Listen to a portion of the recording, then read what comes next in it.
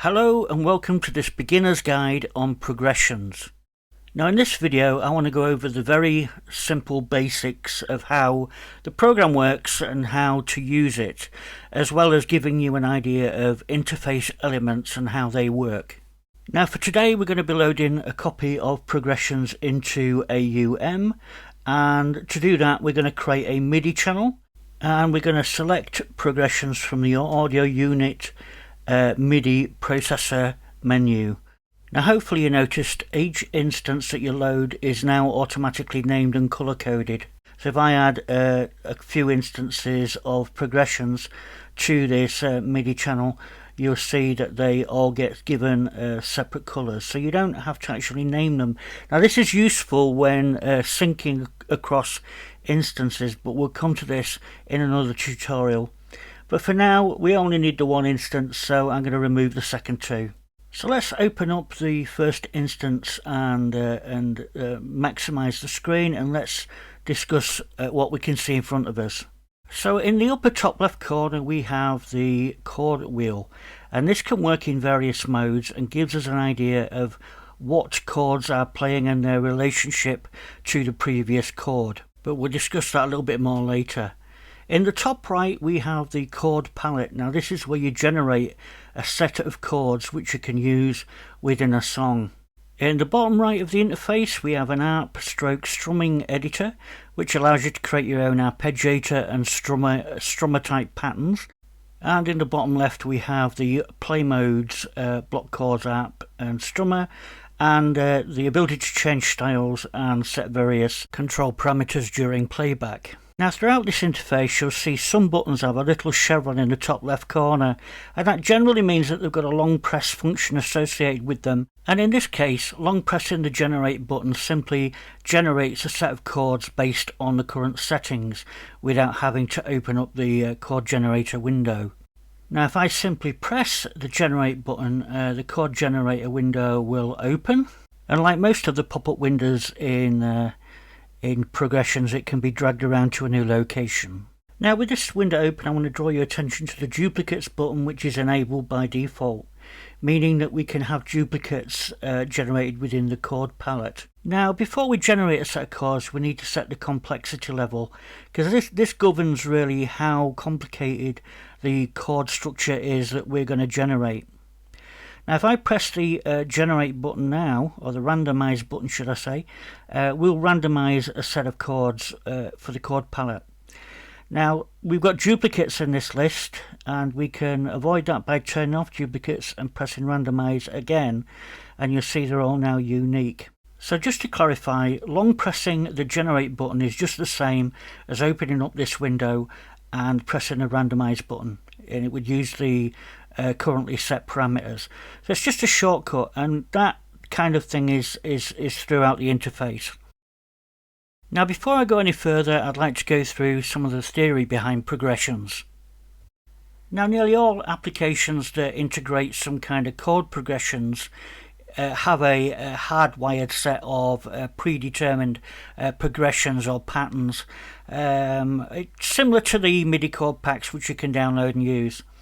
But Progrsssions takes a completely different approach. There are no set patterns here. It's just a pure algorithm that generates what it thinks is a good musical sequence, and that's based on mathematics and musical theory. Now while the sequence can be mathematically and technically correct, to the musically untrained it can sometimes appear a little bit jarring, and there's certain chords that just don't sit well with people that have not got a musically trained ear. But the first thing you need to do is set up a master key, and in this case it's C, but I'm going to change that to D, and a mode, and the mode can either be major or minor, so in this case I'm selecting minor. Now the next thing we need to specify is the complexity levels of the chords that we produce, and obviously you want to set that to a low setting if you're just after regular pop, but if you're after some real jazz or classically influenced chord sets, then go for the higher levels. and the higher level we go, the more intense the chords that we generate. Now take note of the wheel of fifths that's in the top left of the screen and the fact that it's showing D as the key we are in. Now for those of you that don't know, the circle of fifths is very useful for determining what chords we can transition to that sound musically correct. And in this case, major chords G and A are either side of D and prime candidates. Now, how far away we can move from that D minor is determined by the freedom level, and the higher the freedom level, the further away we can drift from D minor. So bearing all that in mind, I'm going to use the chord sequence generator to generate a toolbox of chords, in this case using low complexity and low freedom levels. Now I'm going to open the chord generator window, and the first thing I want you to notice is Open Chords button was on. Now in the first three complexity levels we can freely turn off Open Chords because all the chords generated are 3 or 4 note chords. But when we move up into the high complexity levels, where we're moving into the realms of 5 and 6 note chords, we only allow open chords, and that's because these chords can sometimes sound very nasty when they're played in the closed position. So if I generate a set of chords by pressing the random button, we see a set of chords produced with those settings, and if I tap on any of those chord pads we can hear them sound. Now those were all closed chords, in other words the notes were close together within a single octave. But if I enable the open chord button and generate another set of chords, they sound a whole lot better. And that's because those notes are now spread over a 2 octave range. Now we can further enhance that by enabling the bass note button, which synthetically generates an additional bass note when a chord is played. Now since this is a computer generated algorithm, there might be instances where, for instance, this D7 doesn't sound like the chord that you have in mind, in which case just swipe down on the chord pad and you see a bunch of suggested chords, and we can pick between these and they will sound. We can even go back and pick the previous chord to hear how that sounds in comparison, or we can go back to the original chord. Now those grayed out chords are just ones that are limited by the freedom level. It doesn't mean they're wrong, and we can still pick them, but that's what they mean, that grayed out chord means. Now alternatively, if you know the chord that you want there, you can just swipe left and you can pick any chord you like, any chord that the system can generate we can put in there. Now if we don't want to leave the chord generation completely to chance, we can use an alternative method by simply pressing the root button within the chord generator and then hit the next button to generate the next chord. Now if I don't like a chord, I can hit the remove button and then carry on with my sequence.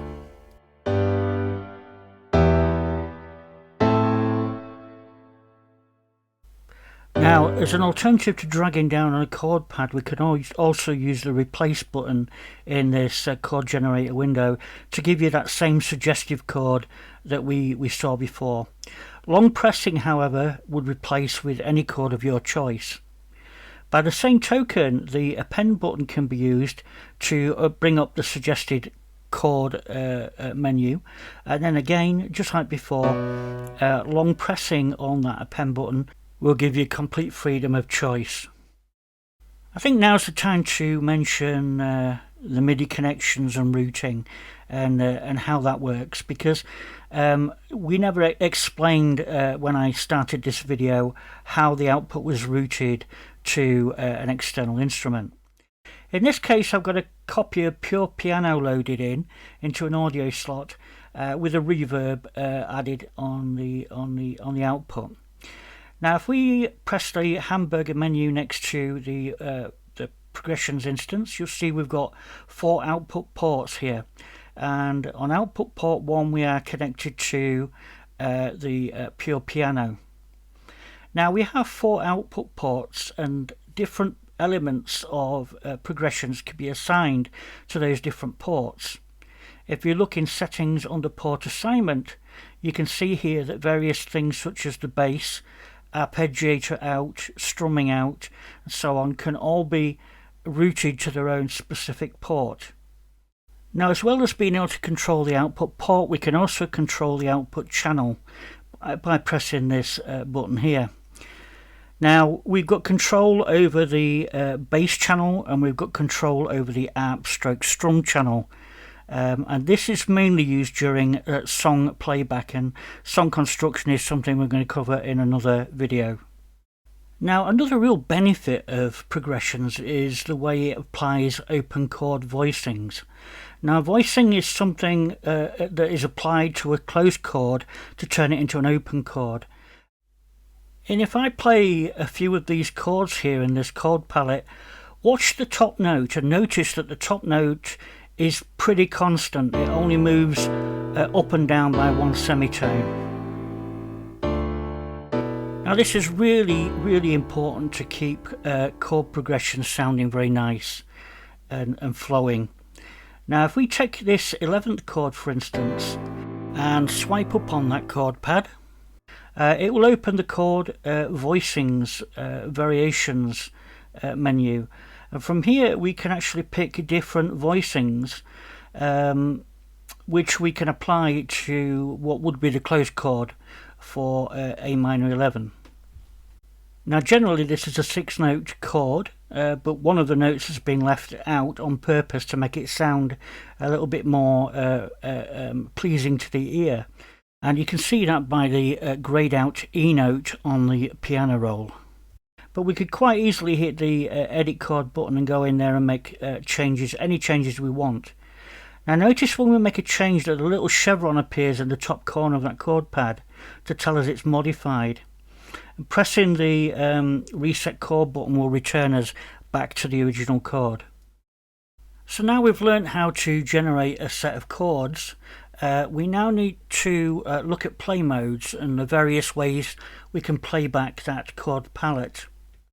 Now for this example I've enabled host sync, and I'm going to press play on the host transport, and I want you to listen to how these chords play through. They're going to play through the palette in order, and each one's going to sound for a specific amount of time which is governed by the measure length. So listen out for the different play modes as I toggle them during playback.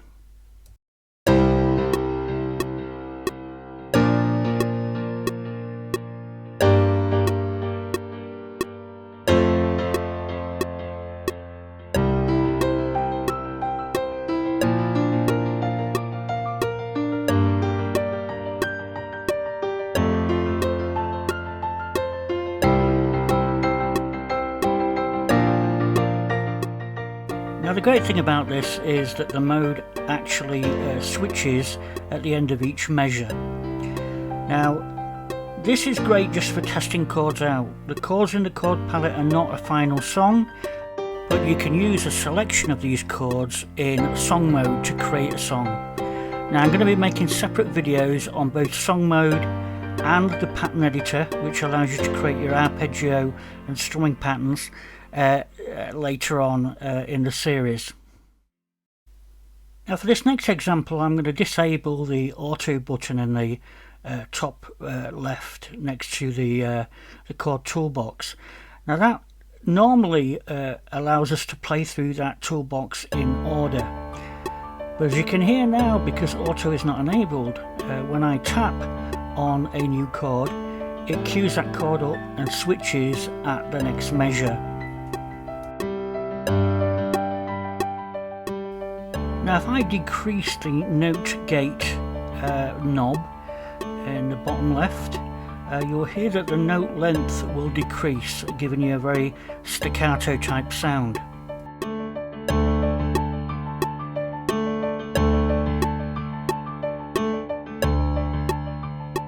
And I can do the same with the bass note gate, which reduces the length of the synthesized bass note, which is generally the same as the measure length. If I put it up full, it will be 4 beats in length, and any lower value than that will be a percentage of that measure length.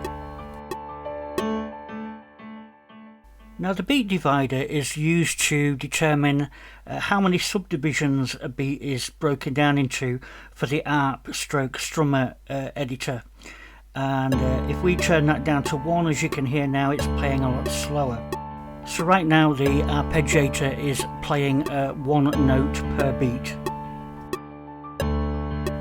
Now we turn down the velocity curve, you'll hear that the sounds are not so percussive, and it's generating output which is not so loud and intense. And changing the octave just remaps all the chord pads to be 1 octave up or down. Now I think the note velocity button is self-explanatory, but I'm going to loading a strumming pattern here and play this back, and I want to show you what the strumming speed does and how that can be changed. So as I play back here, we can hear a strum, and as I turn down the strum speed, you'll see that that first column in the ARP editor, ARP strum editor, is showing a downstroke. And as we move this strum speed, we can hear that downstroke take effect. We can tap and hold on that column and turn it into an upstroke, and we can hear that strum speed affecting those notes being played in the opposite direction. Now another great feature of Progrsssions is the ability to use these Humanize functions, which allow the playback to sound less robotic, less on time, less perfect, and hence the name Humanize.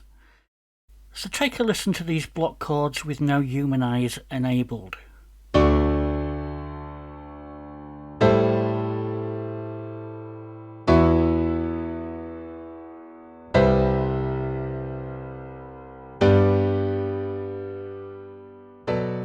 Now I'm going to add a little random variation on the chord and note timings.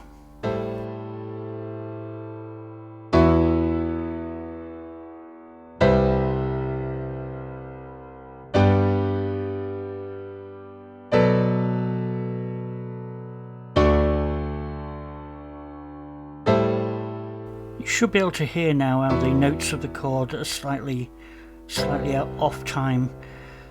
So let's try changing the chord and note velocity variations.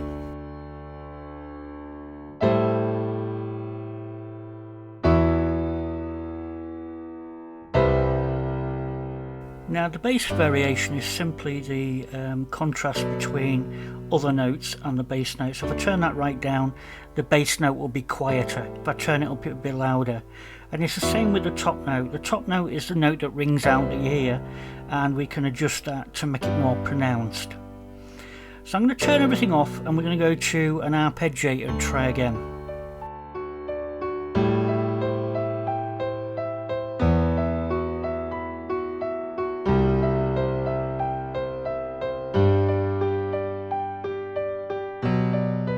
And now it's quite clear that we have a drunken performer on stage.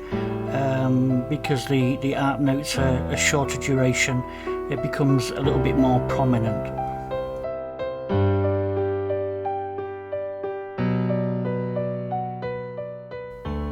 So the key here is to find something that doesn't stand out so much, but gives a little bit of natural rhythmic deviance in the mix. So let's finish this video with a few tricks and tips that might help you out when using the app.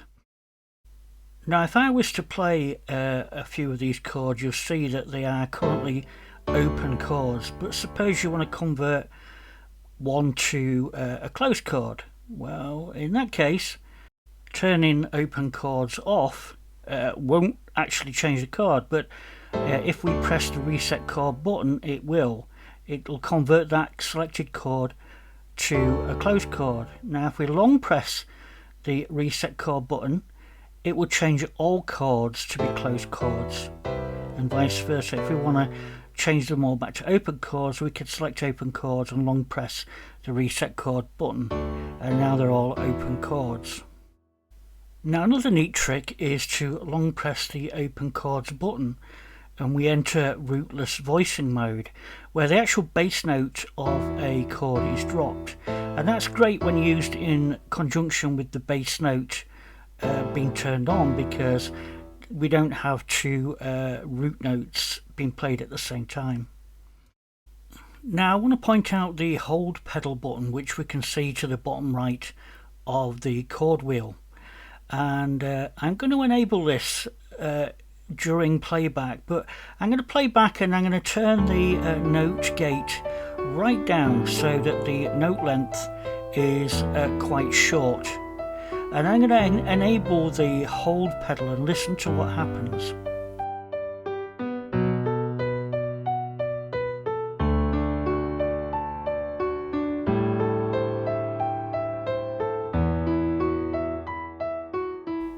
So this essentially emulates a hold pedal on a piano. So at the beginning of every measure we put the hold, it automatically enables hold, and then at the end of every measure it takes hold off. So it kind of works the way it would on a piano. But the great thing about that is you can switch between dampened notes and held notes. Now either side of the piano roll we've also got 4 buttons which can increase and decrease the octave or invert the current chord. Now if you notice, when you invert you'll get certain grey notes showing you where the original chord was, and we can always press reset chord to get back to the original setting. Now the last thing I want to go over today is the ability to sync multiple instances of progressions. Now it might be that you've created a nice chord sequence and you've assigned that to various instruments, and you want to have another instance go off and work on a second set of instances, probably one playing the chords and one playing the arps and so on. So if I move to instance 1 that has the chords and I select sync instances from the main menu, we'll get this small window appear, which is a draggable window, and we can maneuver that wherever we want. Now as you can see here, I have 3 instances of progressions, and as you can see here, this first instance has detected 2 other versions of progressions that are running, and we can enable or disable those. And if I press the pads button, it syncs the pad settings from instance 1 to instance 2 and 3.